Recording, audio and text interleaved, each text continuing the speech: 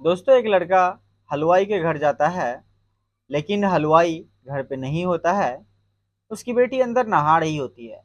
लड़का चुपके से उसका वीडियो शूट कर लेता है। जब लड़की को पता चला कि मेरा किसी ने वीडियो शूट कर लिया है, आखिर क्यों शूट हुआ है, क्या है, लड़की के कानों कानों तक भनक नहीं लगती है।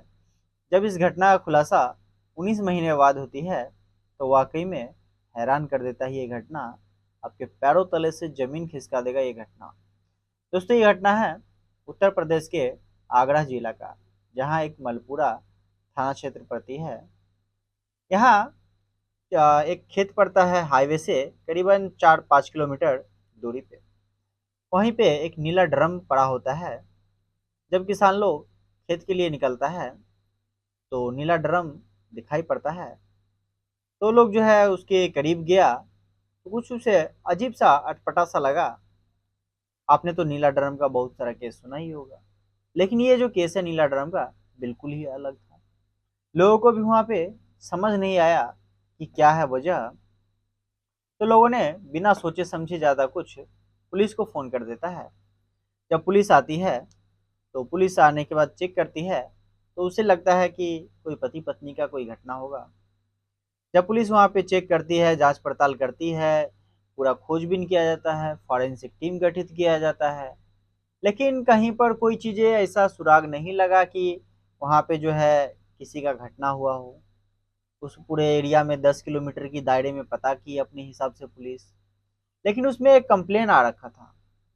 18 फरवरी को एक कंप्लेन आया था, 18 फरवरी 2024 को, जो लालन सिंह ने किया था कि मेरा राकेश नाम का एक बेटा है, जो 2 दिन से गायब है।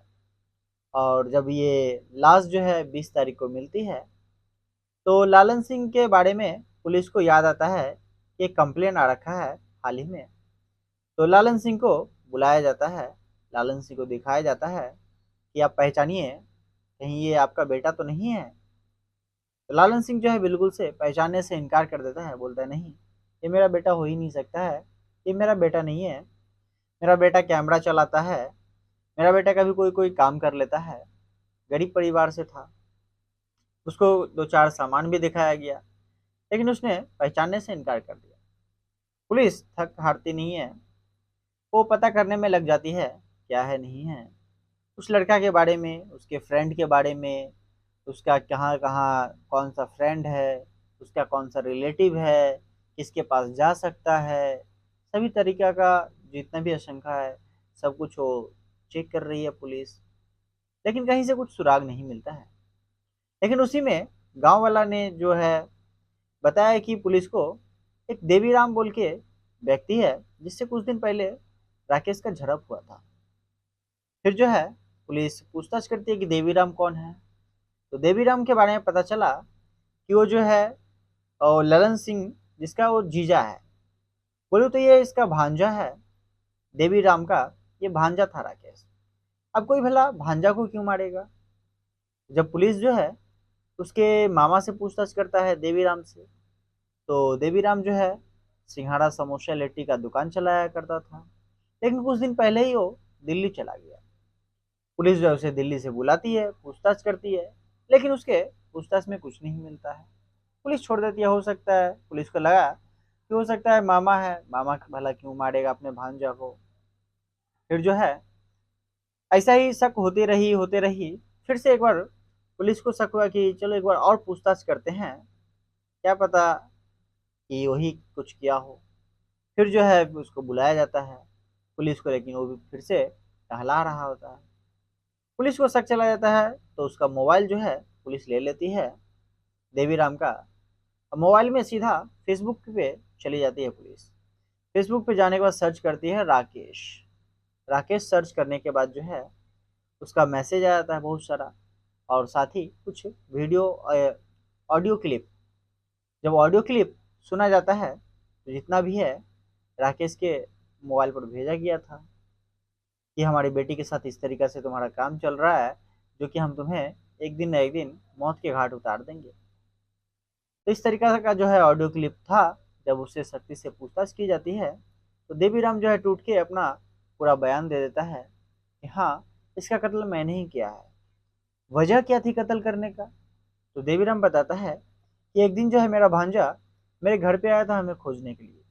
ये अक्सर मेरे घर पे आया जाया करता था, लेकिन हम जिस दिन घर पे नहीं थे उस दिन मेरी बेटी जो है अकेले घर में थी और वो नहा रही थी। नहाते टाइम इसने मेरे बेटी का वीडियो शूट कर लिया। वीडियो शूट करने के बाद उसे ब्लैकमेल चालू कर देता है कि मेरे साथ शारीरिक संबंध बनाओ, मेरे साथ ऐसे करो, मैं तुमसे शादी करूंगा, मुझे पैसे दो। इस तरीका का जो है तरह तरह का डिमांड रख रहा था। जिसके बाद जो है मेरी बेटी टेंशन में आ गई थी और ये बहुत दिनों से सोच रही थी, टेंशन में थी। मैंने अपनी बेटी से पूछा तो मेरी बेटी जो है सारा चीज़ें हमें बता दी। बताने के बाद जो है हमने चालाकी से अपने दुकान पे राकेश को बुलाया। राकेश आ भी गया। आने के बाद जो है मैंने उसे एक तार से उसका गला घोट दिया। जब उससे भी पता चला कि नहीं मरा है तो फिर कंफर्म करने के लिए एक गमछा था उससे उसका गला घोट दिया। और गला घोटने के बाद जो है उसका लाश का ठिकाना लगाने के लिए अब हम कैसे करें, जिसकी वजह से जो है अपने भतीजे का सहारा लिए। और भतीजे का सहारा लेके यहाँ जो है मलपुरा जगह पड़ती है, वहाँ का एक हाईवे पड़ता है। हाईवे से 4-5 किलोमीटर की दूरी पर जो है वो जाता है और जाके उसके लाश को जला देता है। जलाने के लिए जो है जो भी सामग्री था, एक नीला ड्रम ले जाता है जिससे किसी को पता न चले। उसे नीले ड्रम में पैक कर देता है। उसके लिए जो है कुछ पेट्रोल ले जाता है। पेट्रोल, नीला ड्रम और लोडर गाड़ी पे लोड करके ले जाता है। वहाँ पे सुनसान एरिया पड़ रही थी, जला देता है पूरी अच्छी तरह से। जब लगता है कि जल गया है, पहचान नहीं होगी, तब वो वहाँ से निकल लेता है और उसी के अगला दिन चला जाता है दिल्ली। तो ये रहा दोस्तों इसका घटना। इसमें कुछ लोग कहेंगे कि जो देवीराम किया है काफ़ी अच्छा किया है अपने बेटी के लिए, ऐसे लोगों के साथ ऐसा करना चाहिए। तो कुछ लोग कहेंगे कि नहीं, इसे पुलिस के पास जाना चाहिए।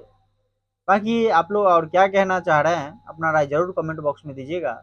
मेरे ख्याल से इस घटना को लेकर उसे पुलिस के पास जाना चाहिए।